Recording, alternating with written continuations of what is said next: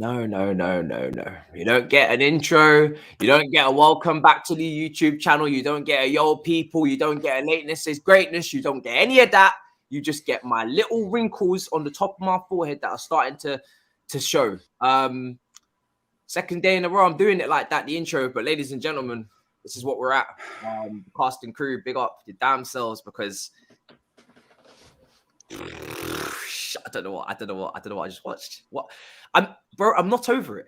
I was just saying, Younes, before you came in to Miz, I'm not over this. I streamed it. I did the watch along. I cussed. I did my review. I cursed and cussed. I did the byline. I cursed and cussed. Then I went on space afterwards and I cursed and cussed. I didn't go home. I didn't go to bed until like 3:30 in the morning, and I went to bed angry, even still after all of that. And then when I went to bed, I was like, actually, let me watch your content. So I went on to music content, cursed and cussed. And I went on to Younes, just walked away from his screen. Just walked away. Didn't even want to even be near the mic because I felt like he was like, I need my channel to still be functional. So I'm just gonna just leave the mic right now. And I was like, I've had enough. And I hear AFTV and I hear Lewis and I hear Lee Judges and I hear all these guys. And they're all talking about Nketiah masterclasses. And I'm just like, how did they come to our stadium and do that to us? How? I need explanation. This was a London derby. People tell me this game doesn't matter because we're comfortably in third. If a London derby at home to Arsenal doesn't mean anything to you under the lights, then you're at the wrong club. I literally, as soon as I saw the two kits on the same pitch together, immediately it was on site. I was already motivated. I was motivated way before that anyway. But as soon as you see those two kit clashes and colours on that pitch together, it means it's a big game. I don't care what the circumstances are. But yet, as soon as I saw that lineup, and this is the first question I have for both of you, my confidence was at 2-0 before. Maybe it should have been 1. But as soon as I saw that lineup, I swear to you, I said it on my watch along. It's there for everybody to go and see on Twitch. My confidence was gone immediately. Everything wiped out. You may as well just say, right, 50-50, you know, everything, all hell break loose. Miz, how confident were you before and then when you seen the lineup? The entire week, I actually spent it bantering Arsenal Football Club. Every content that they were producing, I was laughing at Hugh Wizzy, all the, these brothers, I kid you not, boys, they hired consultants recently to do up their cultural review. Yeah. To find the... do you understand who we're playing? Like, these guys are hiring consultants in suits, like, to fix their club. Like, this is the club that got beat. So the entire week, I was actually bantering them, laughing at them, and I could not wait because I thought for once, and silly me, I mean, we barely beat Al Hilal in Club World Cup. Like, what was I even thinking? Seriously, what was I even thinking? And for some reason, Matisse, I have to be honest, I was confident. I really was. I was moving into this game confident, thinking we have a bit of momentum. There's no reason why these boys will stuff up again. We should go there. We had our blip against Brentford. We had our moment against Real Madrid. We corrected it. I thought, fine. We move on now. We move on. We've learned our lessons. And then the lineup came. I have to be honest. I know, Matisse, you said that you were worried. I still thought, and once again, the silly blueness inside me, I thought this is still good enough to beat this team. Let me give you some stats. 3 losses back-to-back, Arsenal. 4 losses in the last 5. 2 goals in the last 5 games. Eddie Nketiah has never scored a Premier League goal this season before being on a hat-trick against us. They doubled their tally of the last 2. They went from 2 goals in last 5 to scoring 4 in 90 minutes against us. So Matisse, man, like, seriously, I still thought we were good enough to get these people. But, wow. I'm going to show you my reaction to the lineup in a minute on Twitch. But Younes, before I do that, what was your genuine reaction, I guess, to before and after the lineup? Because Miz says I was worried. I was fucking fuming. But you're going to see that in a minute. Sorry for swearing. There goes that. I mean, it's appropriate after what's happened. No, before the game, I was quite confident. I thought we normally slip up against Arsenal in recent years, but yesterday I called it the post-Drogba years, right? I think we've got to start dividing the two because we're not even close to how we were against Arsenal when we had Drogba and all them lot. But I was like, you know what? No, there's every reason for us to win this game. Going into that, everything that Mrs. just said, every reason for us to win this game. We are stronger than them. We had everything going into this. They were losing 3 on the bounce. They had injuries. They've got men out. I mean, there was no reason. I saw the lineup. I swear to you, the first reaction that I had, and I remember it because I was sat right here and I wasn't live, but I saw it and I went, this better work. This better flipping work. Because I was worried. I saw it and I was like, oh, like there should be enough quality there, but this better work. Okay. It didn't. But it didn't. And I'm going to show you my initial reaction to this. Oh my God. Oh my God. Oh Lord, what a lineup that is. Oh my God. Oh, that's disgusting. Oh my goodness. Oh, that is so rank. Oh, there's so many players on that pitch. Oh my goodness. Woo, sweet Lord Mary and Joseph. What the fuck? Some of those names are so peak. And you know what's so bad about it is when you put them together. Oh my God. You know, you can tolerate a couple of these, but when you put them all together and ask them to play football together, oh my God. I'm going to have a stroke. What is this? You can't play possession with that. What did I say? Oh my God. I just saw the DM. Oh shit. My eyes. Oh. Oh, my eyes. You can't play football with this team. I need to make you lot laugh because I can't go through the whole show just cussing. We're not dominating possession with this. Oh shit. There's no way. There's no fucking way he's done this. No, brother, come on. No. Oh, Christ. So that was my reaction. Well, you nailed it. I knew bang on. from the moment I seen that team and certain partnerships, because for me, we all know that we don't have as great as depth as we maybe hoped we did at the start of the season. And we all know that certain players are just not good enough, right? And we all know that he had to rotate. I said it actually before in the preview myself as well. I'm sure you guys probably touched on it. We played Real Madrid. We played Crystal Palace. I am more than aware we're going to have to rotate. I wasn't expecting Rudiger's injury. That was a big kick in the teeth. That is one player that until we bring back Levi Colwell from Huddersfield, we don't have a direct replacement for him in the lineup. Apparently he's missing West Ham as well. Yeah, just read that. Is he? Yeah, just read that on Twitter. Yeah. So So, yeah. Anyway, we'll get into that later. Too soon for Younes. So, if you don't laugh, you'll cry, ladies and gentlemen.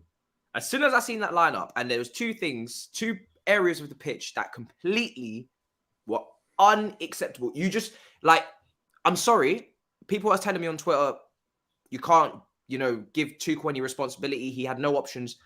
You have to find an alternative to these two scenarios. You cannot, under any circumstances, play these two partnerships in a game of this magnitude. You can't do it. I don't care if we have to rotate. You have to find another solution. Either change formation or you bring in someone else who's on the bench.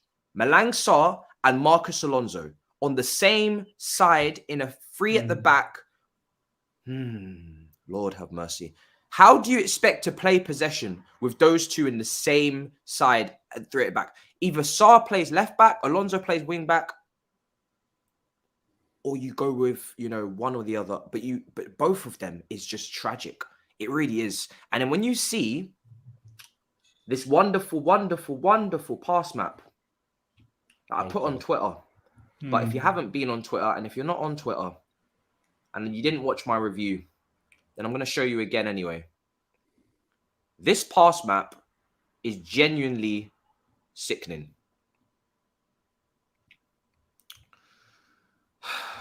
Malang Sarr had so much of the responsibility in ball progression, and it's just revolting. If you're telling me that Malang Sarr is our main person to progress the ball, and the other main progressor, thank God, was Reece James, but then Aspilicueta as well on the other side. Look how little goes through the center. Look how little goes through the center. No build-up play. And that brings me on to my second tragic partnership that you just never play. And it showed against Brentford. You do not go with a Kante, Loftus-Cheek pivot. Neither of these are DMs. And it wasn't a pivot. Me and Miz were speaking about it. It wasn't a pivot. It was a 4-3-3 is what it ended up being, with Kante isolated in the Makalele role. How many times do people have to say that Kante is not a DM before people understand? Poetically, ironically, Kante played the same role under Conte, and we never played that formation again that season because it was god-awful. We got slapped up 3-0 with Kante and DM, and he never played that formation again. Zola has said it. Sarri has said it. How many more intelligent humans have to say Kante is not a DM before we actually just revoke him of the position completely? Because he is not a DM. I would sooner rather we play a pivot of, I don't know, Kante and fucking Trevor before I see Kante at DM. I would choose anything. Do you know what, Matisse? Just on that, like, because I want you to continue on, but just quickly on that, I said it in my watch along yesterday. I think few people, they misunderstand the word DM and they can completely associate that word with Kante. I think it's because they think about the counter-attacking days in Leicester. They think about maybe Chelsea when we won under Antonio Conte. And I said it in my watch-along. N'Golo Kante would be a brilliant player for Atletico Madrid. Sit back, stay deep, Diego Simeone football, let the opposition come, win the ball, and counter. And I think a lot of people think that's why Kante is a DM. We don't play that game. Had we yesterday just stayed back low block, I'm talking about 2012 Champions League, lowest of the lowest blocks possible from Chelsea, then you can play Kante as a DM. Opposition has all the balls, you try and break them up, take the ball, Kante launches a counter, and you got flyers coming up with them. We don't play that way. This is why in my preview I said use Jorginho, because you want to have control of the ball. And do you know what, Matisse? I'll lay it back to you now. When Thomas Tuchel saw Kante do that or get dominated, why didn't he change after the first 5 minutes? Why didn't he just say, you know what? My game plan was not what I thought it would be. Arsenal's actually coming at us. We need someone who's actually going to control that midfield because they were ripping through us. Yeah. We didn't have any ball. How often do you see opposition having so much of the ball? We didn't have any ball because none of our brothers, Ruben Loftus-Cheek, Kante, or Mason Mount, can actually hold the ball and recycle between them. Yeah, exactly. They want to play at 100 miles per hour. They all want to dribble or play at 100 miles per hour, and they have no control. And it's like, for me, I was saying this on Twitter, right? And everyone was like, oh, well, the midfield wasn't anything to do with the goals. All the goals were individual errors. I'm not watching just the goals. Exactly. I'm not watching the whole first half. We were absolutely ripped to shreds. They had so many chances. They should have been winning. They should have been winning. The only reason why we were level is because Werner got a lucky deflected goal and Aspi decided to become a striker, which is great. I don't know where Lukaku was at that point, but that's besides the point. This is one of those episodes we're not even going to hear about Lukaku too much because there's just too much to talk about. Yeah. But that midfield was getting split wide open and Kante was getting spun. He was alone in there, which just goes to show a mobile DM is not the only thing you need in that position. You actually still need cover because Kante is very quick and he still got spun multiple times last night. And then he obviously had the error for the fourth goal. I'm going to get into the individual errors in a minute. But I just want to talk about the fundamental issue because Younes, when you see that midfield, bro, and we get lucky enough to get to halftime and we're still 2-2, even with that tragic midfield, surely you're expecting something. I know he took off Christensen, who was he was not the Danish Maldini. He was Danish delight for Arsenal. It was absolutely soft as fuck. Danish Maldini.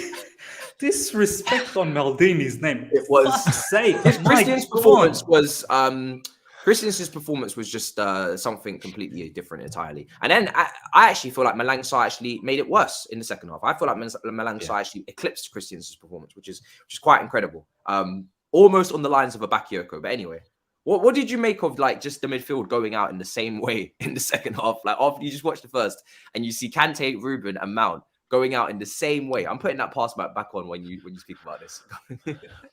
Bro, I said at halftime, I did contemplate, and I was like, you know what, we might have to bring on, because there was talk about having to bring on a Havertz, definitely taking off Christensen, bringing off Thiago Silva, but then I was like, we might have to bring on Jorginho. We might have to, because we're not dictating anything. And yes, Jorginho has his flaws defensively, but at least on the pitch, you know you're going to be controlling at least a big portion of the ball. Yeah. And that could change your fortune. So I was like, you know what? We might have to bring him on. Regardless if it's Kante or Loftus-Cheek that comes off. But Jorginho might need to come on. A big example was the second goal of exactly how the midfield let us down completely. Or setting us up with a midfield like that let us down completely. Because you notice Kante, I think Kante gets dispossessed or a pass goes wrong. And then he has Loftus-Cheek to cover him. And Loftus-Cheek, I don't know if he's looking into the stars or he's thinking about the goal he scored against Palace and he's not concentrating on the game. But instead of actually covering, and you can see he's turning his head to see if there's anyone on his shoulder. And then he loses concentration. And Smith Rowe literally just walks right past him onto the edge of the box and he doesn't pick him up. And the ball literally comes right into Smith Rowe and he's just watching. And he's not on his toes. He's not moving. He's not coming deep.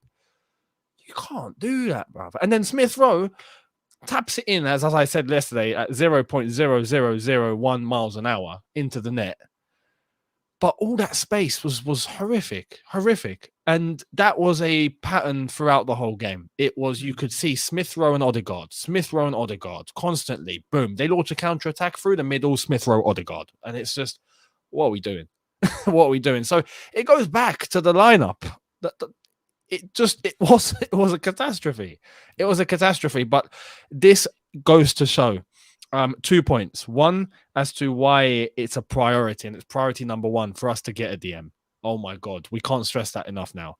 And two, why a ball-playing DM. Absolutely, a ball-playing DM. Yeah, completely agree. And someone that knows exactly what to do, not just in terms of carrying the ball and doing the offensive work, but if we are caught in situations like yesterday, can defend whilst being a ball-playing defensive midfielder too. And it goes to show why we're levels below City and Liverpool, man. Like, you know, we want to aspire to be like them right now. They wouldn't pull off any madness like we did yesterday. They just wouldn't do it. So yeah, that midfield was really, really bad. Really bad. And it goes to show without Kovacic, boy, do we struggle. Younes, just quickly as well. I don't know if you boys remember this. Post-Palace game, do you guys remember what Patrick Vieira said? He said one of the key components of Chelsea turning it around in the second half is because Jorginho started seeing the ball a lot more. Patrick Vieira said that biggest component for Chelsea to win was allowing Ruben Loftus-Cheek to shift to that right side. Mason Mount goes to the left and Jorginho becomes the deepest midfielder, creating a trio in midfield. And Jorginho started to see a lot more gaps and a lot more passing lanes towards Mount and Ruben Loftus-Cheek, as opposed to first half, where it was Ruben Loftus-Cheek and Jorginho was getting cramped. He was getting cramped. He couldn't find the passing lanes. He couldn't get Ruben Loftus-Cheek, and Mount wasn't coming back from his cam roll either. But in the second half, it became that traditional Sarri situation, where Jorginho played deep, he's got the eights, and they were all intertwined. Why are you changing that, Thomas Tuchel? You saw that was working against Palace in the second half. And Palace wasn't any muck. Like, Palace were coming at us as well. They were pressing. Yeah. What made you think, Let's use Kante, Mount, and Ruben Loftus-Cheek. Okay, you saw at halftime that it wasn't working. Why didn't you change it?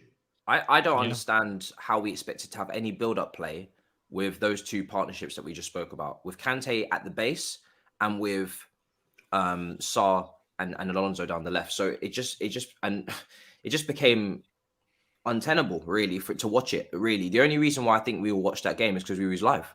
Because I could barely watch that game. I honestly wanted to take my eyes and take them out of my head. Like we were saying just before we started recording, you felt ill. I felt ill watching that. I actually feel genuinely unwell watching this game, because this game, that was probably the most infuriating game I've watched probably since the 3-0 Arsenal under Lampard. I know people will bring up Real Madrid, but at least Real Madrid have great players. Benzema, Modric. I can respect the brilliance. We were poor in the first leg, but I can respect the brilliance. Brentford, I got over that so quickly. I was like, it's a yellow team. They're a relegation side. They just come up. It happens. This is not my first rodeo. I don't even know how to even analyze this, because we should never be losing 4-1 to Brentford. But that game there, so much to watch and analyze. It was just horrendous. It really was.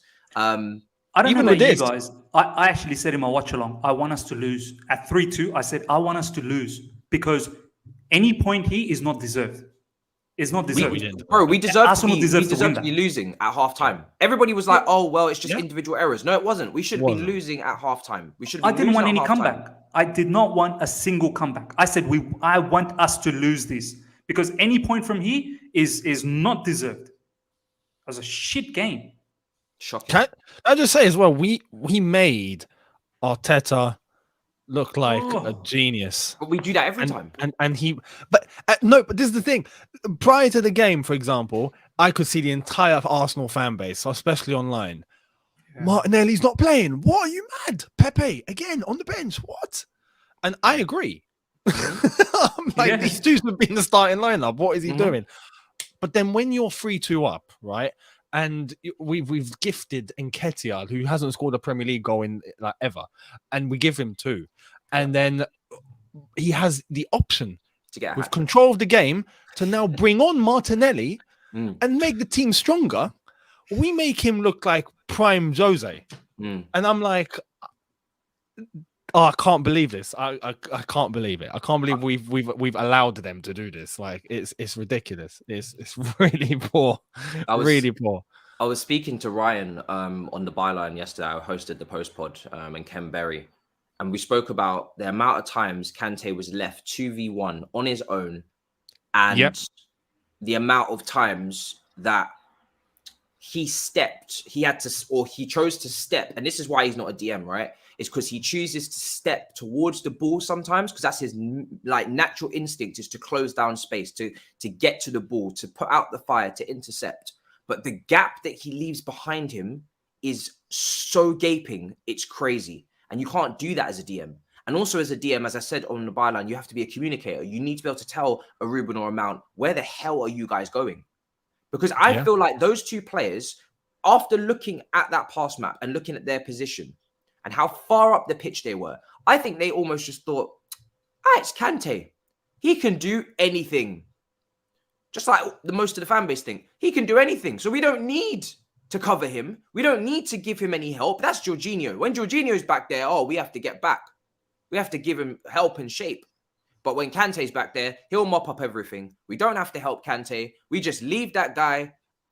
He'll just defend every transition, whether it's Smith Rowe, whether it's Saka, whether it's Nketiah, who else was there? Odegaard dropping deep. Just leave him. Kante will deal with everything. Everything. I see Pippa. Here we go. Pippa was in my comment section telling me hi. I'm not happy. I'm not happy with Pippa. Listen. I thought I was going to be celebrating a W when I did this, but it's all right. We all did. I'm welcoming Pippa for the first time on this show. I love Pippa, but I'm in pain right now. I'm in Pippa. Welcome to the show, Pippa. Oh, you're muted. Sorry, it's a pleasure to finally be on your channel, and you picked the perfect time. I don't know why you did this, but, thanks for having me. I'm not even here to gloat. I'm not even going to do that. Sure? I'm not even going to do that. I mean, I might for a little bit, but I'm not ever going to do that too tough. I'm still annoyed at my team. I'm still annoyed at my club, but I'm just happy with what happened. Really? Because 3 defeats in a row, right? And it's Palace, it's Brighton, it's Southampton, and we're coming into this game thinking they're down. And I warned us not to get complacent because I was like, they have to respond, they have to react at some point. They can't just keep losing games. But I was like, they're struggling to score. Nketiah keeps playing up top. He has no Premier League goals this season, and you see that 11. How are you feeling? Because I was speaking to Arsenal fans for days in advance, and they were like, we want to see Pepe get more opportunities. Martinelli maybe plays up front. Well, how are you feeling when you saw the lineup? Like your confidence? To be fair, I wasn't expecting anything out of this game. Like even before the losses to the other teams, Brighton, Palace, Southampton, this was the game. Because when I look forward to the next 4 or 5 games, this was the game I was expecting us to not get anything from. Even though you've been slightly inconsistent, on paper, Chelsea should be beating that Arsenal team without a Partey, without a Tierney and so forth, yeah? So when I saw the starting lineup yesterday, or for the game, I was somewhat happy and somewhat confused. I was happy that Elneny was finally getting a chance, because even though he's one of our squad players that doesn't get used until maybe when we was in Europe, when we had Europa League games, cup games, whatever. There was time, especially against Brighton, was playing one of our experienced midfielders in Xhaka at left back and put in Lokonga, a new signing who's very young, inexperienced in the Premier League, in the midfield, when we had an experienced midfielder on the bench who was an AFCON finalist and who has the quality to produce something in midfield. So I was kind of happy he got the chance to play yesterday, and he played well, so that made it even better. But at the same time, I was thinking, this lineup, there's so many changes. I don't understand what I wasn't confident, to say the truth. I wasn't confident. Even though I was happy certain players were getting a chance. Like Nketiah was starting again. Obviously, there's no one else to start, but now he's getting a couple games in a row. It's giving him a chance to build momentum, build confidence. But at the same time, I didn't know what to expect. I was never confident before the lineup, and I wasn't confident when the lineup was revealed. And when we scored the first goal, because I was at my son's training. I was training pretty much most days of the week, and I was rushing home, and all the parents were like, because they know I'm an Arsenal fan, they're like, oh yeah, you look forward to the game. And I'm like, no. I said, by the time I get home, we're probably going to be 1-0 down. So to see that I got home in just about in time and see it was 1-0 up, I was like, what? Huh? What's going on? What's going on here? What? I don't understand. But, it was a weird game. The first half was strange. Like, it was like basketball game. One, you score, I score, you score, I score. It was weird. But it was defensive errors from Chelsea. And I'm glad that Eddie capitalized of it. And, yeah, I'm happy. Wow. I mean, Ms. Younes, welcome as well with Pippa. Hi, guys. You guys have never met. Hey. Just hearing that makes me more angry, because it's like you guys didn't even. You're being great for us, and I'm so happy you're not trolling us right now. But it just goes to show that when I saw Arsenal lineup as well, I was like, that's not great. So it just made me even more confident that we would do our business. But but when I saw our lineup, I was like, this is horrendous. It's so bad. And we have to get onto the individual mistakes, Ms. We have to. And Pippa touched on it there with Nketiah scoring. This is my biggest concern if I was a Chelsea fan. I don't watch Chelsea as much as you guys do and pay attention as much as you guys do, but I don't know how Sarr stayed on that long. Sarr is the reason Nketiah was able to score that goal. And why was Chalobah not playing? I mean, I'm happy it didn't happen. But there's question marks there. Why is Chalobah not getting on at least? Miss, why is Trevor Chalobah, who had a great start to the season? I know he's had a rough bit of form, but he's played left side centre back for Lorient last year in France. He's played quite a few positions as well, quite formation flexible over there. And we see a centre back that is better on the ball than Sarr, can progress the ball better than Sarr. But we go with Malang Sarr, and people just say we should. And I feel like a lot of people are now putting Malang Sarr and Trevor Chalobah in the same category. And I'm wondering, how did we get here? Because I'm pretty sure Trevor Chalobah is just a better footballer than Malang Sarr. Forget defending and mistakes and recent errors from Chalobah, pulling people down, whatever, 1v1. Just in terms of as a footballer, he's just better. So you saw the pass map, you saw the build-up play. Ms, why? And Christensen, talk about him, because maybe he's already in Barcelona. Maybe his head's already over there. What's going on? Do you know what, Pippa? Like, you say that we watch Chelsea a lot. We do, of course we do. But even we're baffled. Why Sarr? Even we don't know. Why is Sarr starting? Why was he there for that long? After 5 minutes, it should have clocked that this guy was so out of it. But we'll get to Sarr. Just another thing to let you know, Pippa. To talk about Sarr in Chelsea community, it's very difficult because there's a lot of fanatics out there. There's a lot of fanatics On this out there very for show. Sarr. Remember, You don't understand how we get abused if we say the word Sarr. So But I will have to you come. be honest with yourself. Well, Pippa, what it is with Sarr on this show is that we told you guys in the comments. I know you're watching because it ain't live and it's going to be pre-recorded. In fact, it's going to be premiered because I'm going to watch the comments myself. It's going to be premiered. We spoke about Malang Sarr, profit player, bought on a free transfer. He's not actually good enough for us. He's just here to be made. We're just here to make a profit. That's exactly why we purchased him. An opportunistic signing from Marina, as it was with Ross Barkley. But the comments, they wanted to believe in the potential of Malang Sarr. He's going to be got rinsed. incredible. We have seen what Tomori looks like. We've seen what Mark Gurhey looks like at Swansea. We have Levi Colwell, but we've seen Malang Sarr, and we think he's going to be like that. For a lot of mercy. So many players dotted around the place. I keep forgetting. For a lot of mercy. Do you know Malang Sarr was on loan, people, last season at FC Porto, right? Yeah. Even the Portuguese fans couldn't get rid of this guy quick enough. It was like, we don't need this, brother. Take him back. He barely even started for them, right? So anyway, we'll get to Malang Sarr because that's a long story. Let's talk about Christensen, right?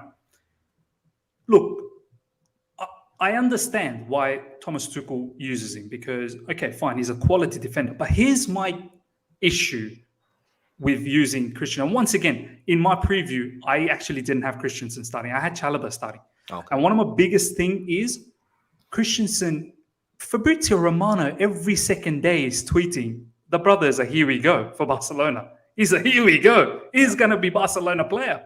Like everyone knows he is done and dusted for Barcelona. So why are you still starting for us? Why are we giving those minutes to Trevor Chalobah, who is actually a very, very good player? Just because he had some individual mistakes or shaky moments. Let me take you guys back. Carabao Cup against Luis Diaz. He was getting dominated. But you know what? He still stayed true. Second half, he battled, and to a point where he came back. Eventually, he didn't have a bad game. He didn't have a bad game. It was just that mistake, and that's it. It was literally probably the first 10 to 15 where Luis Diaz were burning him. But Luis Diaz would have burnt anyone that day. Anyone. Yeah. Forget about Chalobah. He would have burned anyone. People since he got to this country. Yeah. Exactly. But the brother's probably still burning. What time is it in UK? It's still burning. Anyway.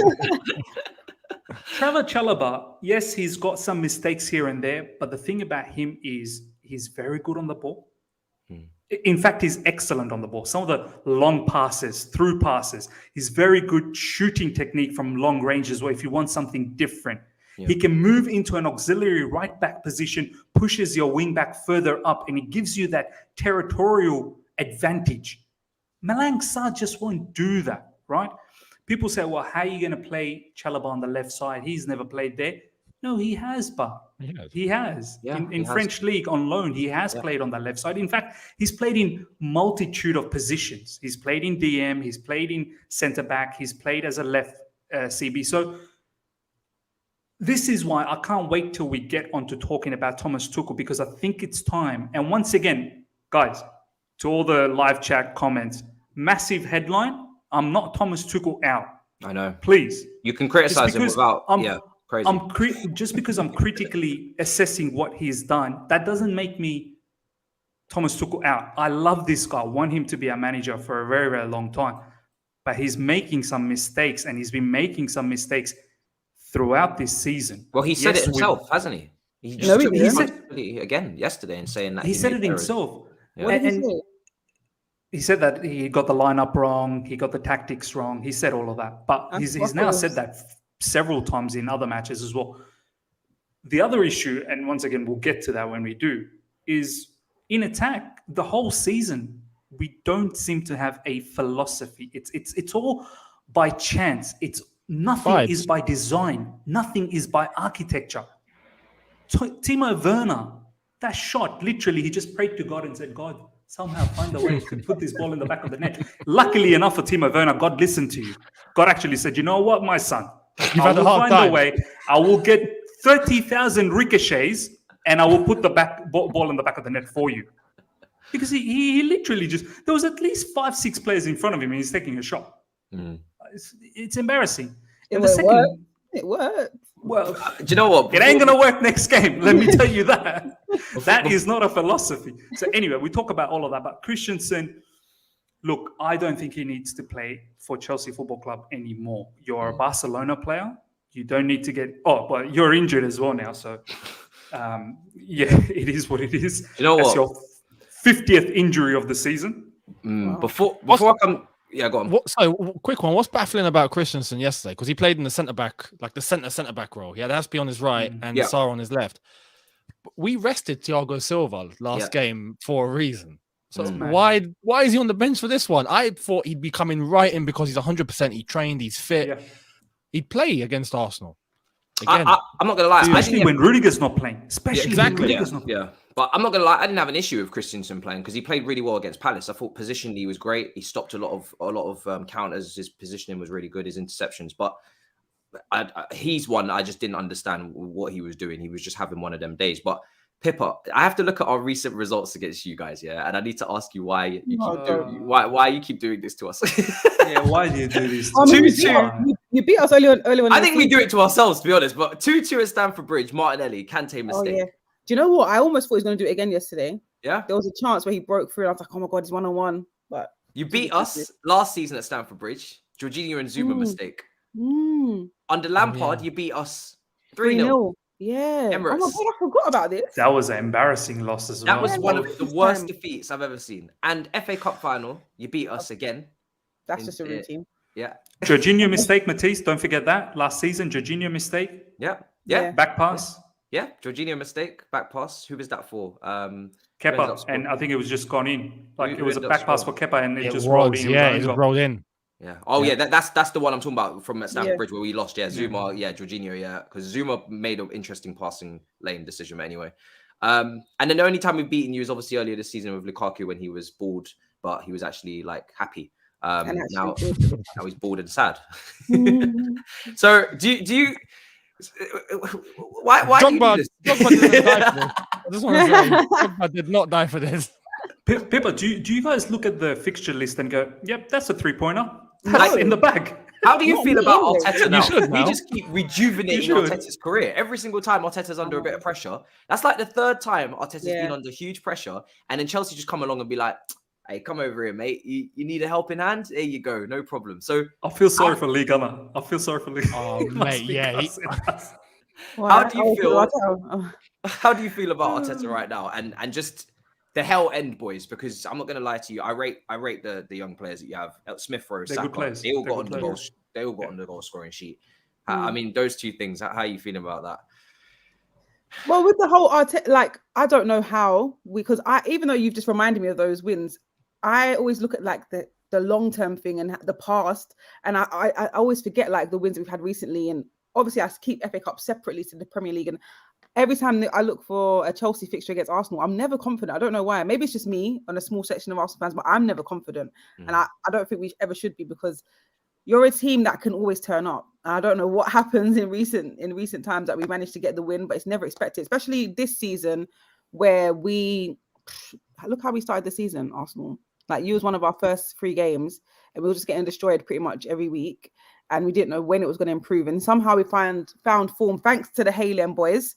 Literally, they've been the players that's given me a bit of hope, as well as other players as well. But with Arteta, I've gone from being Arteta out. So after that season, we was in the Europa League, and we had that loss against Emery, and it just really unsettled me with the decision he made and the players we had and the players he chose. He put Emil was anyway. I don't want to remind myself of that. But in like recent times, no matter how stressed I've been throughout this season, I don't know what it is. I've just got a bit of hope with him now. Like I kind of see where he's trying to take the club and what he's trying to do. Obviously, he's going to make mistakes. He's new to the job. He's new to a managerial role. But what he's doing with these young boys and the squad that he has, if we didn't have these injuries, what's that thing that man said? If my mum had, what was it? My grandmother would have been a bike. Like I get it. Like if we didn't have those injuries, like certain games we could have won, like the Brighton, whatever. But it's going to be hard. There's a lot of fans that are still Arteta out. Like, it's crazy because the fans that have been going to the away games especially, they've been so loud. Like, even if your stadium was full yesterday, you still would have heard those Arsenal fans, the travelling fans. Like, 100%. Yeah. so I don't understand where this Arteta out, like, social media campaign comes from so strong, because the fans that go to games, they're in support of him, from what I see anyway. Do you think he has to make top 4, or if he finishes outside it and say Tottenham does make it, how will you feel about him then? I'd feel really disappointed in him, because I feel like he's got, I wouldn't say all the tools. I feel like he's got 95% of the tools to do it.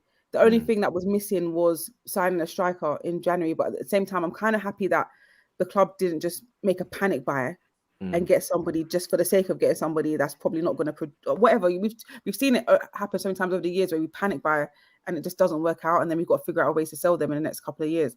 But I mean, Eddie Nketiah scored 2. I'm happy for him. Like, you don't even understand the way I've been supporting this boy.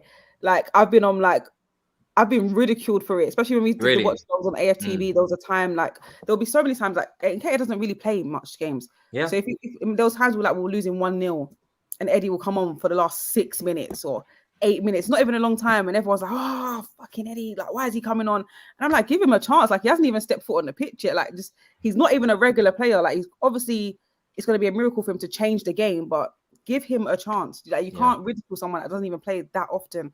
And funny enough, that time when I was backing him, he came on, can't remember who it was, but he actually equalized. And it was so awkward because it's like, do we celebrate now? You just literally 5 minutes ago. I think I remember all the game. Yeah. Yeah, you just took the piss out of him 5 minutes ago. Now he scored. You don't want to celebrate because you don't want to go back on your word. But you have to support your players. And he's a young boy that's been at the top of his game for time, but he just hasn't been able to show himself, prove himself. The confidence we gave him with that the first goal. After that, oh my goodness, it was like watching a whole different player. Yeah. So as soon as we gave him that goal, he was with Christensen, and he just decided to undercook his back pass. It was so undercooked. You know, what was that? You could fucking Gordon Ramsay would have been saying that. You know, Squidward was still telling him to fuck off. I'm telling you, that's how undercooked it was. It was horrendous. And then he scores, and it's like reviving Jadon Sancho, which is what we did when we played Manchester United. Because this guy's now spinning silver. He's doing turns. He's taking. It was Thierry Henry. I was saying this is Thierry Henry. No, do you know what everyone was saying? You're right. You're right.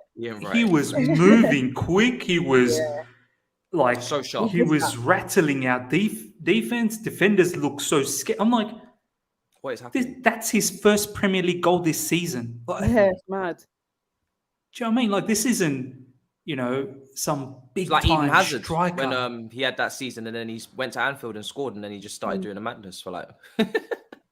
It was mad. We released him. We released him from our academy when he was 14 as well. That's what stung, because he hasn't scored a Premier League goal, so we were justified. Like, see, he's not good enough, and then he rocks up to the bridge and gets not one but two, and we're like, poetic justice.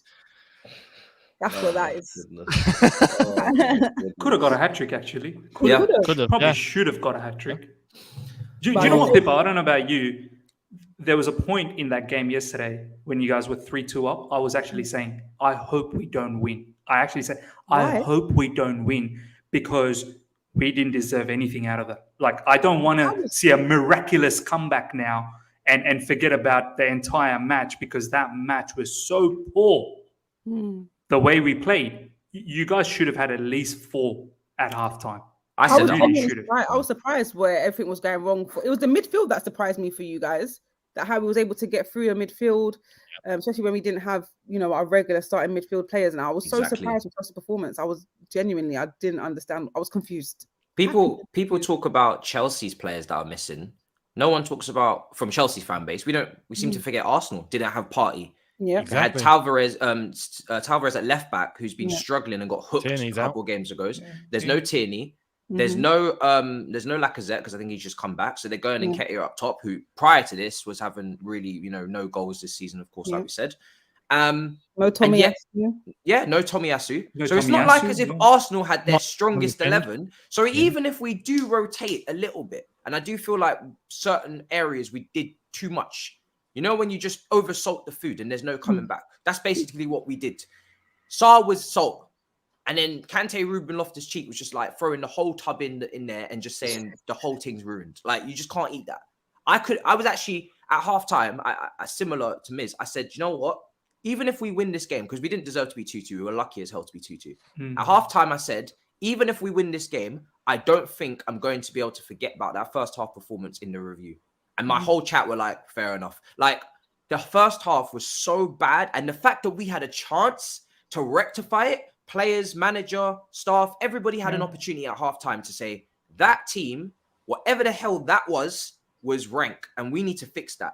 So I know we've only got 3 subs and I wish we had 5. We was even saying it. I wish we could have made 5 subs in this game. I wish the rules were ready for this because Chelsea, just like in terms of the rules, like who would I take off? Christensen had to get hooked. So he did get hooked.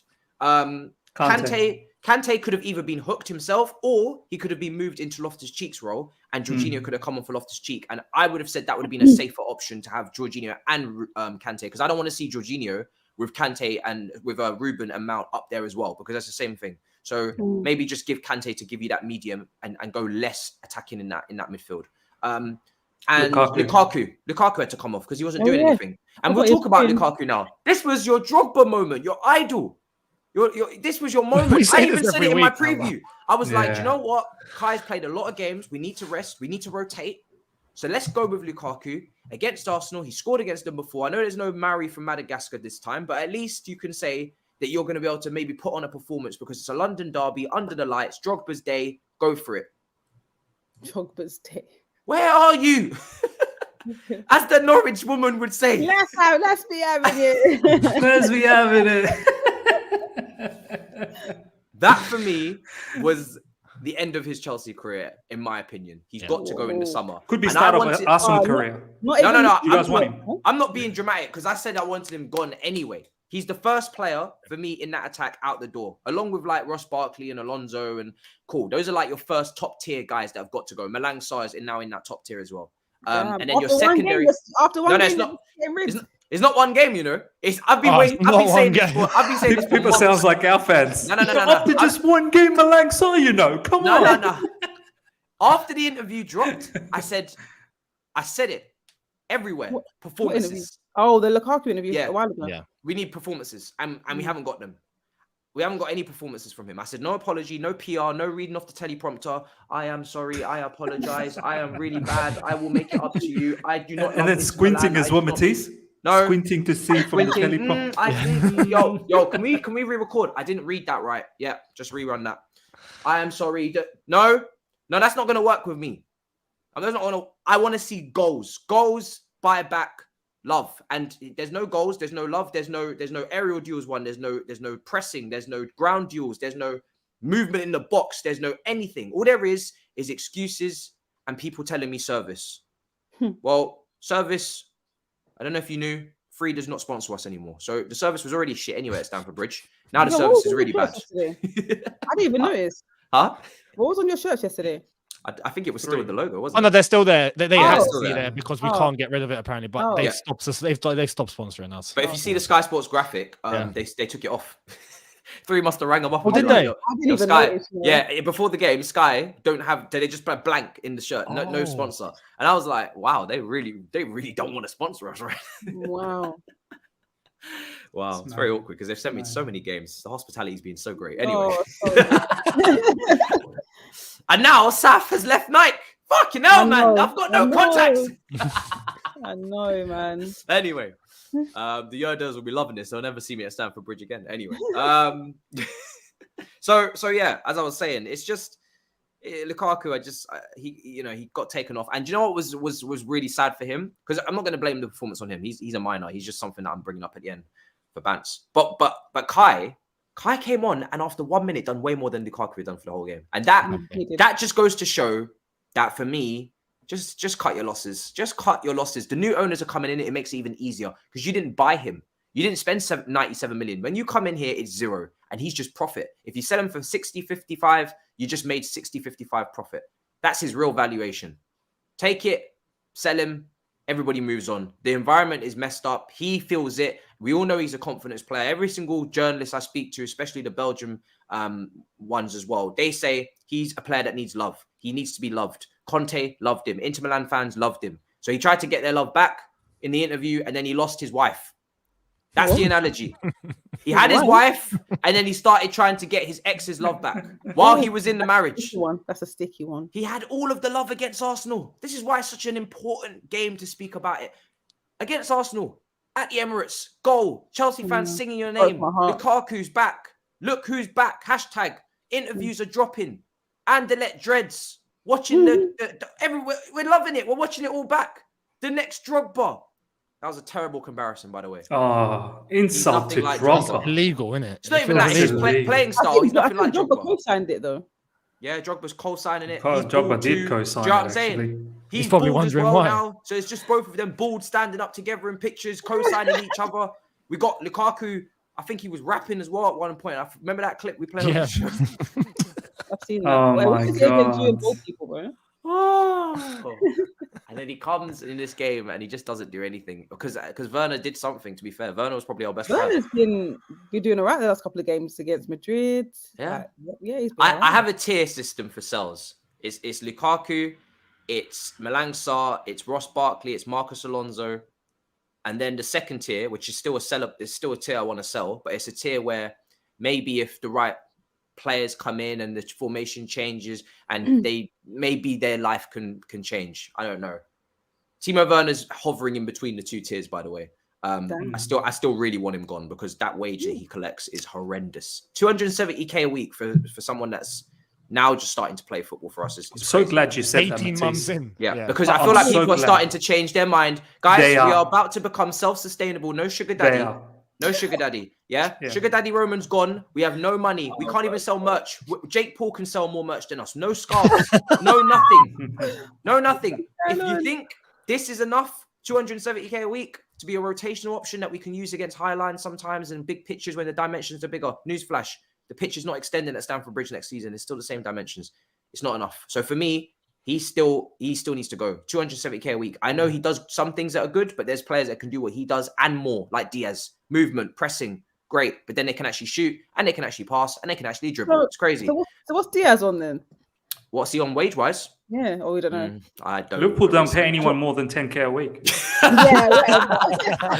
This is why Salah wants to leave. Do you know what I mean? Like, and then Ruben's in this weird. He's also in that grey area in between the two categories. You know when you have those circles and you just put them in the middle. Yeah, those charts. He's in there as well for 150k a week. I hate to watch people's pockets, but we're so broke. I said in a tweet a couple of weeks ago that they should actually start a fake fight in the training ground so we could suspend all of them and actually be able to take the bus to the next game. But it is what it is. We're taking planes now. We're leveling up in this world, Chelsea.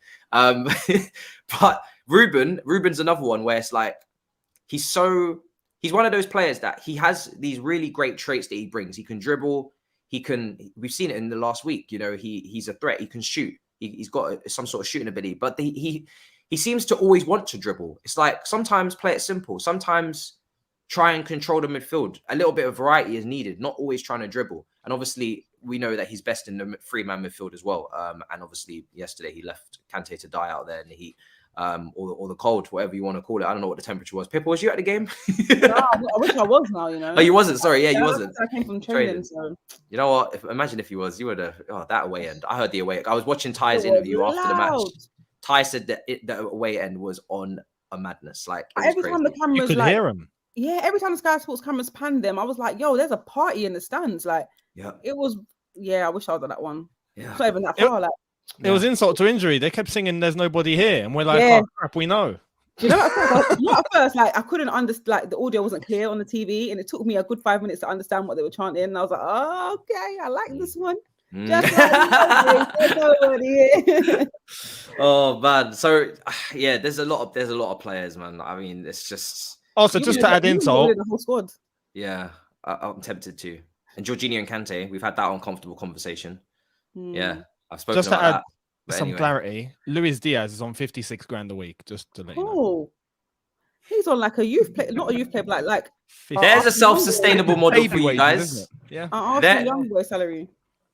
He's on 56 grand. Ross Barkley's on 100. Malang Sarr's on 100. Drinkwater's on 100. Drinkwater's on 120 out on loan at Reading. Now? Baba Rahman, he's on loan at Reading. Oh, Drinkwater's not a footballer anymore. Baba Rahman's on 98. What are you lot doing? Hudson-Odoi is on 120. Ruben Loftus-Cheek 150. Kepa 150. Werner 270. Lukaku 325. Sal Niguez, who couldn't start yesterday because he's not good enough, but we took him instead of Tchouameni. Guess what his wage is? Pippa, I'll let you guess. 180? 198. Oh, Or no, it's 198. 198. Yes, 198. Ooh. He's And alone. then you got that other guy that you signed beginning of the season, that midfielder. What's his name? On loan. Would you get him on loan? Yeah, that is Sal, him. Yeah, Sal, that's Sal. Sal. That's Oh, Sal. Sal. Just call Saul. Just call Saul. But we can't call him in games like this ever. Seems to be even at half time when midfield's getting absolutely ripped apart. Still can't call Saul. Still can't call Saul. And what I heard, Rudiger wants more money as well. I can see why. I mean, when you hear all of those wages and you hear all of those players that are playing bit part roles earning that kind of money, I would be demanding. If I was Rudiger, I'd be demanding to be knighted by the Queen. Some of the Pippa, players you mentioned hardly play. apparently Rudiger gets paid less than Callum Hudson-Odoi. Yeah, He does. Yeah. That's Do you- insane to me. Do you Rudiger- understand Rudiger's how one of your insulting that is? That Reece is James, Mendy, and Mount are some of the lowest earners. Mendy makes 1/3 of what Kepa does. This doesn't make any sense. Like those are your Mendy- most important players right now. Mendy's on, I think, around 56 or 60k a week. Yeah. Mhm. Rude. Exploitation at this point. That's rude. Those are like your definite starters. Mendy, Reece James, Rudiger. Mm. When was the last time Hudson-Odoi even played? He's out. He's out injured. I don't even know where he is. 1987. I didn't even know he was injured. My bad. Do you know what? Yeah, it just goes to show how screwed we are from a wage bills perspective. We need to sort that out so quick. Like we need What to in be the so ruthless. money to laundering is start. going on there, boy? Bro, what? Do you know what I mean? When I read out these figures, I'm just like, how are we in this position? It's you know what? absolutely absurd.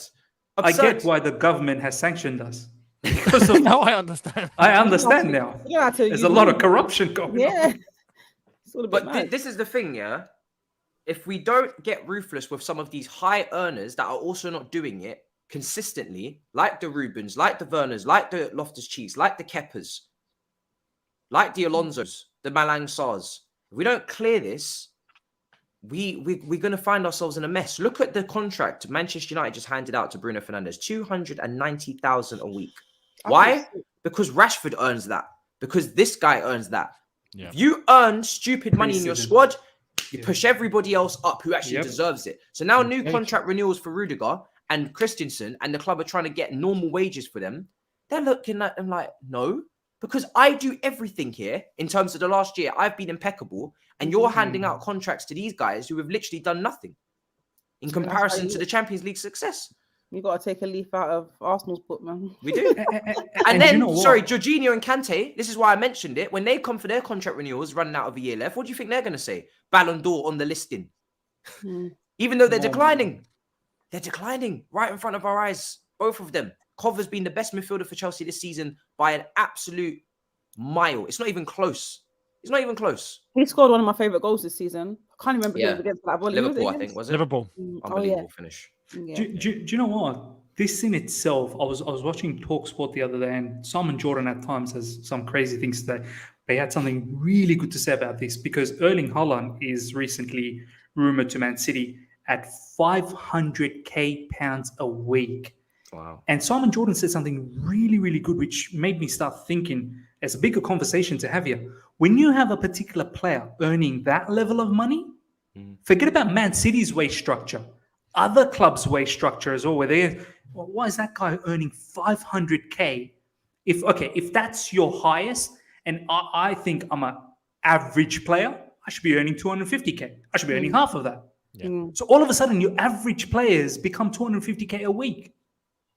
And then all your crappy players start earning. So all of a sudden, your base, where Luis Diaz comes into Liverpool for 56, Luis Diaz is going to be knocking on Liverpool saying, nah.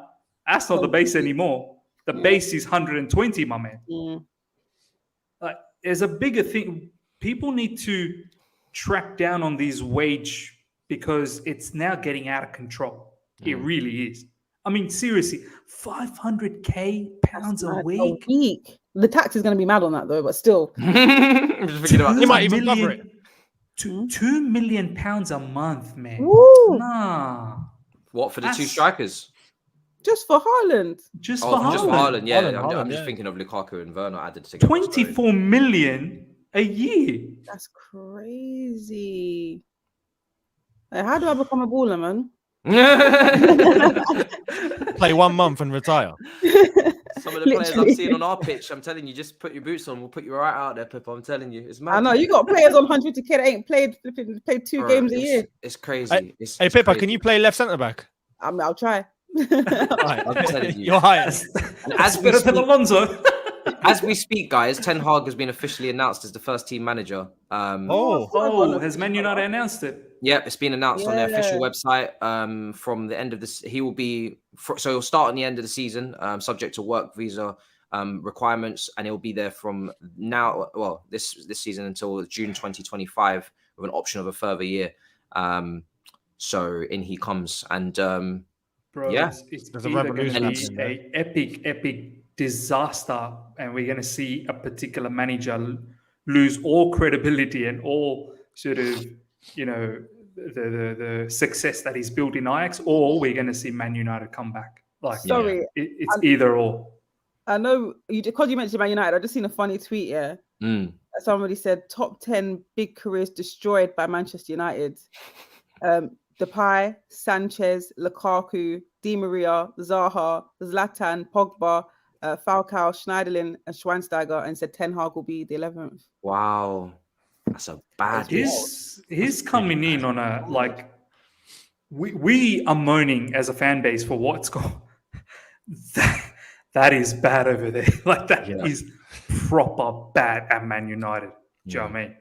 Although it does seem like they're shifting everything. I mean, their chief scout's gone. Their other scout is gone. I heard they're going to Like bring you in said, 10 they're players. getting 10 players. Yeah. Looks like When? Ralph Ragnick. He's When? not messing Yeah. about. He's probably told him, get this guy out, get this guy out.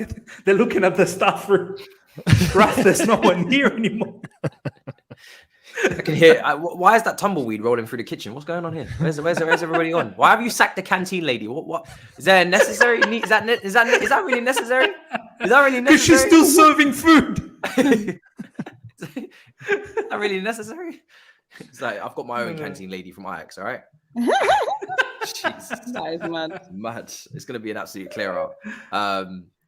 We Oh, touched on El Neni in midfield and with Xhaka.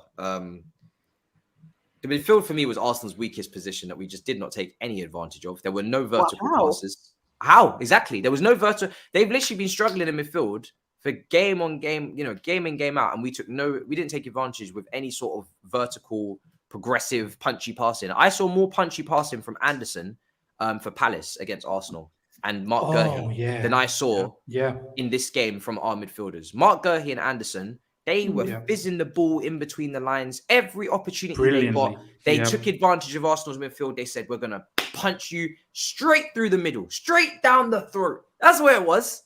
And then Kante and Ruben and Mason and Sarr, and they were just like, Nice to be here. hey. How you doing? Oh, it was so peak. But do you know what? Younes, you're just gonna say something? No. Nah. There's nothing to add. Do you know what? We rolled I out was the gonna red say- carpet for them. Listen, I I was gonna felt like say- Xhaka played in very well last night. Like did. our midfield was not the easy target, or whatever you just said. Yeah? Go on, He put some showed up. respect on their names. Go on. he showed up. Yeah, he put in who does nutmegs when coming out of their own box. I didn't even see that. I must have been pissed. What? Do you want to see the replay? No, I'm alright. Nah, we are not seeing the replay of that game. We can't are show not comps here seeing- on YouTube. Sorry, Pippa. No, I'll send it to you. I'll send it to you. Oh, okay. But do you know what I was saying? All the things that you said, Matisse. I don't blame the players there. That's your manager having a game plan as to how to break your opposition down. Do you think Mark Guehi and Anderson goes, I see a clear weakness through the middle of Arsenal. I'm going to punch the ball through. No, that's Patrick Vieira saying, I see a clear weakness there. I want you to punch it through the middle, and don't you worry if it gets intercepted. Don't you worry. We will have midfielders to cover that. And this is where I feel, as much as we love Thomas Tuchel, as much as I want him to stay here forever, I can't see for the life of me all throughout this season, and you can bring out all the fixtures. I swear you can bring it all out. You look at that Everton draw earlier on, was it December, with their D team, not even their B team. They were literally playing with kids, and we drew against them. Burnley, Brighton, Man United, Arsenal now, and the list goes on. Even at the Club World Cup, we weren't convincing. We weren't convincing against Al Hilal or Palmeiras. Do you know what I mean? Even recently, when we beat Newcastle, we weren't convincing in any of these games. So the questions now need to be asked that, Tuchel, what is it? What is it holding you back? Because I'm not going to take it because Chilwell's been injured since November. No. You're a top manager. A lot of us think you're the number 3 manager in world football after Jurgen Klopp and Pep Guardiola. You're the number 3. Ooh, Surely you should that's have. not world football. It's a bit biased. I mean, Premier League. who else would you put in front of? Unai Emery. I'm just saying. I'm joking. Yeah, like, I mean, when you think about in Europe, you pretty much that's where all the elite managers are. But yeah, he's got to come up with a game plan how to break the opposition down. And a lot of people will say about Miz, did you see Southampton? Did you see Real Madrid? Yeah, fine. But continue on. I've seen a lot more shitty games than good games. No point in telling me, oh, but did you see this game? Did you? I can give you a list of at least 10 to 15 games where we were shite. I'm very surprised how we are third. And that just shows the caliber of Premier League, because besides Liverpool and Man City, everyone else is pretty shit. We're just the best. We're just the best of the lot. Thanks. Do you know what I mean? Shut us down, don't you?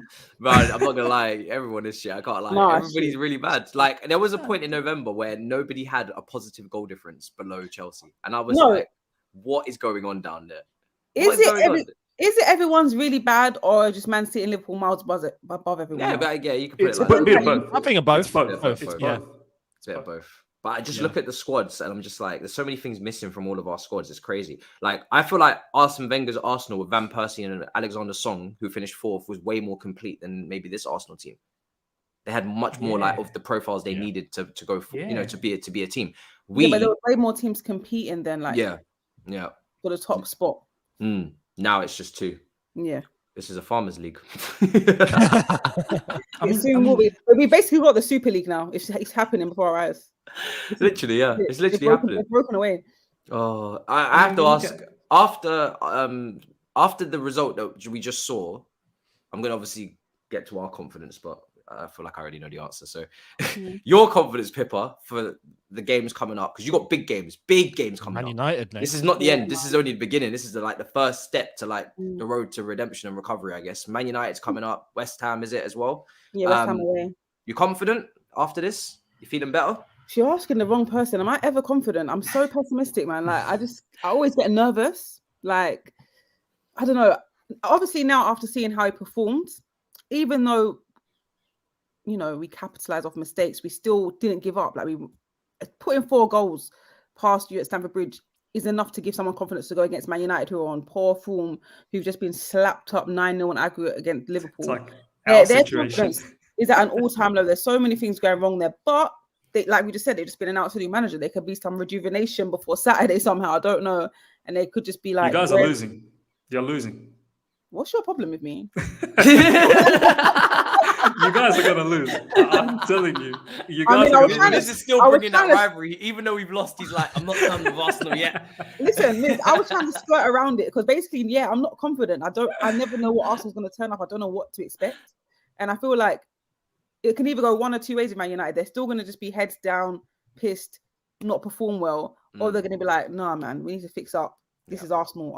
They're gonna think, Man United. They're gonna think, oh, Arsenal dead. They're there for the taking, whatever. It's going to be a tough game. Ronaldo hat-trick. If he's back, I don't even know if he's back. But it's funny because Toby in the group chat's absolutely cussing because in the Big Six group chat, he's like, why do you guys always beat us? You've beaten us 4 times this season. And as soon as we need you to do one thing, you lose. And then when I read out that recent record against Arsenal, you can understand why he's angry. Yeah. Every time we play Tottenham, we batter them. We That play Arsenal, 3-0 we lose. And they're kind of around about the same, in terms of, where they are in the position.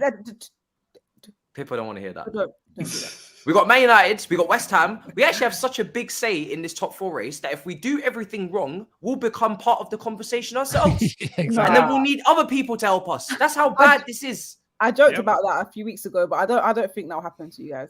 We got So West you've got Ham. who? Man United, West Ham, and who else? We got West Ham, Man United, Everton. Yeah, but just Frank Frank Lampard's Lampard. Everton is also. We love Frank Lampard more than Chelsea Football don't we Club, just? So Super, let's just give them the 3 Frank. points. Super, right. Super Frank. You know what I'm saying? you Next thing you No, know, 3 no, points. people. There are certain parts of our fan base that love Frank Lampard more than Chelsea, so they will happily give the 3 points to Frank Lampard. They will. Well, then you deserve to be in a top 4 conversation. I don't know if that's true. I need evidence, Miz, because that's Yeah, because that's a bit mad. If that's true, that is I need to big. see those accounts. And I need to That block is them big. immediately. It is. I'm telling you. Put down a L for that one. Frank Lampard, easy win that one. L for We couldn't even beat Well, they're fighting Everton for their under lives. 23. So they Yeah, are Everton's fighting. playing for They're their desperate. lives. Exactly. Yeah. They're desperate, yeah. That's when they'll come alive. The only It thing that is. gives me a bit of hope against West Ham is that their main focus should be that Europa League semi-final. That's massive for them. The Yeah. fact that they've got that far.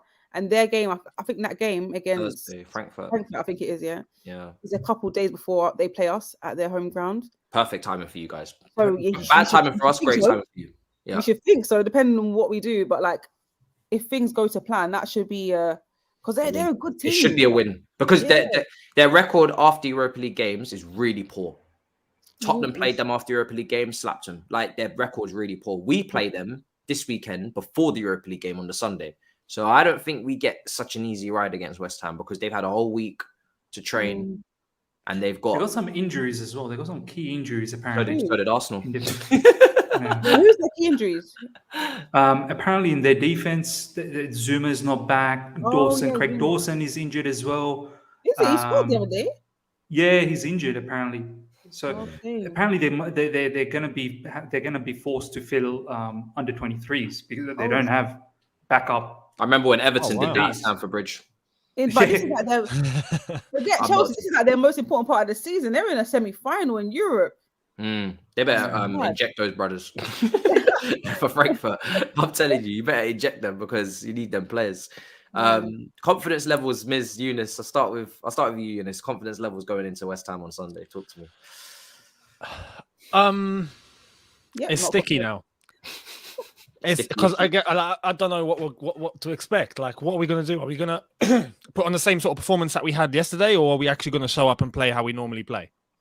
West Ham, we can't falter and just allow them the same amount of space and opportunity that we allowed Arsenal, because I think West Ham would probably do the same and probably put 3 or 4 past us. So we got to be careful.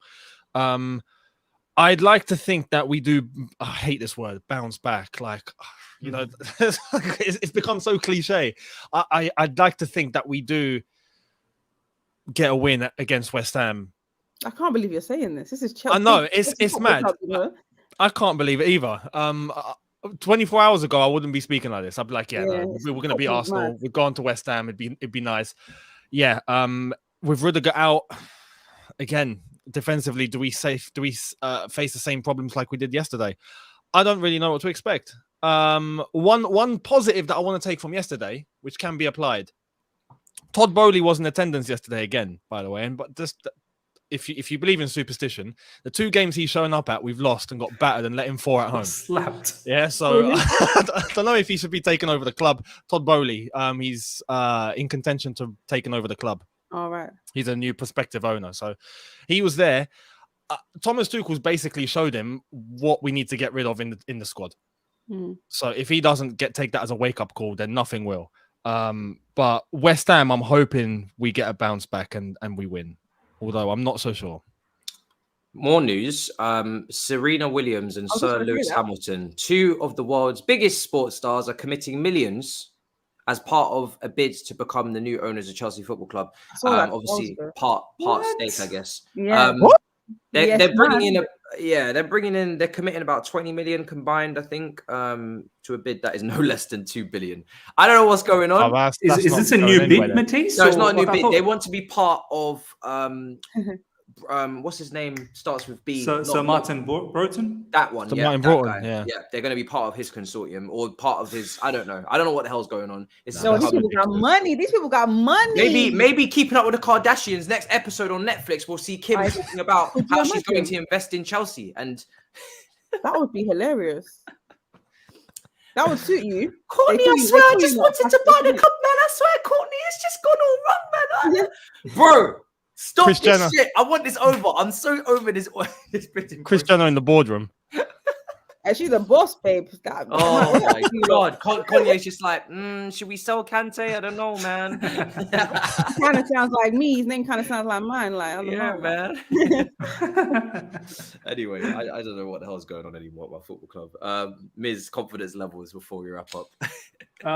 We lost against West Ham earlier this season, so We did, yeah. we got battered. Actually, we lost 3-1. We actually got humiliated. Oh, yeah. Mendy had an absolute Oh, yeah. clanger of a match. Jorginho. Masuaku, I will still not forget that shot from Masuaku. Yeah. And Mendy literally palmed it in. He palmed the ball in his own goal. Jared Bowen played a mad game that particular match. I don't know.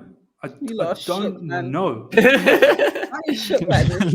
Look what we've I'm become. literally, like, I'm not sure. I can't. For some reason, I was looking at the Arsenal fixture and I was like, nah, we have to win this. We got like 3 losses in a row. Like we beat these guys. Come on. If we beat them, 7 points we would have needed from the remaining 21 available if we had beaten Arsenal. Exactly. So we get slapped 4. Okay, we're not going to have that lineup. We're going to change things up. But let's not forget, we had a very good lineup against Real Madrid first leg as well. And things didn't really turn out that great that day either. I'm not sure. I won't be surprised if we keep dropping points. West Ham's a very good team. Very good team. Do you know what I mean? I think they're probably, and once again, Pippa, no disrespect, I think they're a better team than Arsenal. Nah, stop If we it. can't, and if we can't handle Arsenal, What? you're on mute, Matisse. You're on mute. I just wanted to show you what Man United fans are doing right now. You want to know what's peak? I know They're him. mad. Yes, They're I know. mad. I know Dan. He No, lives is like this 5 what minutes they away. Oh, from does he? He lives close. Oh, wow. Is this what they've become? One announcement of a manager, and now you're singing and dancing on You don't stage. remember? Just need to go and have a word with him. Shameless. Do you not remember? You don't even know what's going to happen under him. Antonio. Yeah, all the Spurs fans are moving mad as That well. was Toby. Do you remember Toby? But to be fair, Conte's done okay with it. They haven't declined. Yeah. So yeah, but people celebrate these things, so you gotta love it, innit? madness. And Conte is a well-proven manager in Premier League level as well. Yeah. We know. So yeah, Matisse, I don't know, man. I won't be surprised if we keep dropping points, man. One thing about this game against West Ham is because it's at home, that's what's filling us with discomfort. Because I read It's at yesterday, Stamford Bridge. it's at the Bridge. I thought it was away. It's at The L. Bridge. It's at L. Yeah, You no, see? it's not away, it's at home. It's Like- at L. If you look at the form table, like the Premier League table this season, just from home games, we're 9th. Oh yeah, we got to stop. Really? At the Bridge, we're struggling at the Bridge, and I don't know why. No, y'all are Like, depressing. it's But mad. it's empty. No, y'all, no. No. West Ham away fans are going to be bare loud. All right, so that's the end of the show. Pippa, where can we find you? Special guest. It's been an absolute pleasure. You haven't trolled us too much as well. I know. Next time I'm not going to be this nice. If it was, You said that last time you was on, and remember I had you on after we lost to you before with Joel, and you was really nice then as well. I think you're just a nice person. Was I? Did Arsenal win? Yeah, you won. Oh, that's if we win, I'm nice. If I win, good. Yeah, I'm on socials at Pippa_Monique on Twitter, Instagram, YouTube's Pippa Monique, all of that stuff. There you go, guys. Make sure you subscribe to the channel as well. The link will be in the description. I love the podcast you do with your son. I think it's wonderful. Oh, yeah. Honestly, I should it's plug in that wonderful. more. Don't worry about me. Tune into my podcast, the Football Mum podcast on Please Spotify, plug it. Apple. Yeah, Wow. plug it. Nice. It's brilliant, honestly, and it's so nice as well because he actually knows what he's talking about. Do you know what I mean? I So know. it's like it's How such old's a your good. son? How He old's your knows son? more than me. He's so Like, young. get him on next time. He's 10. Oh, that's nice, man. I Oh, can't wait to it's do something so- like that with my son one day. It's so honestly. nice. It actually it makes me want to do that as well. Obviously, I have no kid. Fundamental that issue. I have no You kid. got Find to one from school. kid first. Kid for this. What are the requirements to start a podcast? Well, first of all, you need a child. So yeah, guys, check that out. Link will be in the description. Link will be in the title as well. To the channel. Thank you so much for coming on, Pippa. It's been a great episode, giving us great perspective on Arsenal and some good balance, because I feel like if you didn't come, we would have just torn our players to shreds. Yeah. yeah. I don't think I have any tears left. Miz, let them know where to find you, bro. Pleasure as always. Yeah, the other side of the coin, ladies and gentlemen, and yeah, we're getting closer to 12,000. So help me out. It's so I hate right doing now. this when we're like losing. I really do. Like, I hate it. I hate like doing it. Like next time, Matisse, don't even ask, bro. Don't even just I go won't straight even to ask. Younes, bro. Yeah. Like, I hate it when we lose. So just Seriously. to confirm, the other side of the coin on YouTube. Yeah. There you go. He's a legend. Thank you. Guys, link will be in the description. Check out Miz's content. Younes, should I even ask you, or are you gonna say something mad? Nketiah shot us down, innit? So we'll just. Obviously, if you know, you know. If you don't, Younes Talks Football. And I will try and keep up the content in miserable settings. Yeah, I didn't know if I was going to upload again. So yes, I agree with you on that. Yeah, I'm the same. When we lose, I don't upload. I haven't uploaded since the Brighton game. Like when we lose, I don't upload. I don't have the mental capacity. No yet, motivation. Yeah, don't. yeah. I'm telling you, it's all mad. So We'll look guys, to West Ham though. We'll see. make sure you subscribe to Younes, to Miz, to Pippa. Links will be in the description. And make sure that you're obviously subscribed here. In terms of me content, obviously Big Six is tonight. I really don't understand what I'm meant to do on that show. You're gonna get I wish hammered. you. I pray for you. Oh, Steve pray is for going you. to drag the Oh my living God. daylights out of me. Toby is going to drag the living daylights out of me. Matisse, Turkish is take going it to today. drag Just the don't living fight back. daylights out Take of the me. L. Take it. Just take Culture the L. Cams is going to drag me and Kante. How can Together. he? He's United. I'm going to turn Oh, around. he's not I'm- United. He's everything but United. Yeah. He doesn't rep United. I'm gonna turn around and face the wall in this episode. Skullfuggery is going to have something mad. Oh, planned. Skullfuggery! It's gonna be With all of peak. my press tour on the AFTV and Bro, the call amount in of sick. previews and Oh yeah. watch I saw along that. on Twitch. Yeah, it's long. So I'm not looking forward to that. I've been thinking about calling in sick the whole day, but I'm not going to do that. Get a certificate and all, like doctor's certificate, a lot. Like, get it Yeah. covered. Like, do you know what I mean? They're Last ruthless thing I out have to there. say, if you guys don't get notifications on YouTube because they're pagans, and you don't get notifications on Twitch because I don't know, I haven't sussed them out yet. If you don't get notifications all the time for the content, I've made a new account. It's linked in the description called MAH Alerts. It's on Twitter. The only time I tweet on that account is when I've got new content with the link. So you can basically put notifications on that page on Twitter, and every single time I do content or collab or go on TV or whatever, you'll be notified. So I'm done playing with YouTube now. That's the place that you can put the bell notification and it actually works. And then you will never miss any content that I put out. Without further ado, I'm going to go and crawl back into a hole somewhere and cry. Goodbye.